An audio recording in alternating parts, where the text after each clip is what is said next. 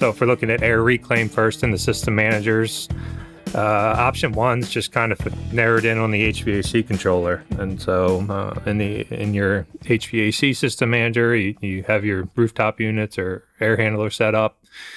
And you get questions right in there for heat reclaim and how many stages you have, and you can assign your relays and your set points and all that good stuff. Yep. We know we're controlling the three-way valve, and that's all happening right there in that controller. End of story. Nothing else involved. Nothing on the refrigeration side. Nothing on the rack side. That's right. Right. Yep. So pretty straightforward, pretty simple, and especially in terms of the other two options. So that's where you start if you want something at the bare minimum.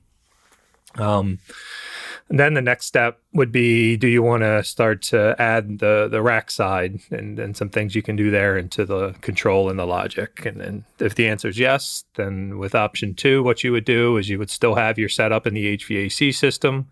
Those relays would then be hardwired into digital inputs in the rack controller, or if they're the same controller, into a module that's assigned under the rack portion of that system manager. So we're still controlling the three-way valve. Nothing changes there through a relay. But now we have some extra setup on the rack side so that when that digital input enables, we can also look at some things within the rack: low liquid level, high discharge pressure, low discharge pressure. So we can introduce some safeties to say, hey, I know you want heat reclaim, but rack's not really ready to give you that. So we're going to shut it down or not allow it to kick on. And so that's option two, is when you're in the rack controller in your heat reclaim section, you're going to see, when you set it, the type for HVAC, there's an option for board and point. And that would be this choice that I just described there.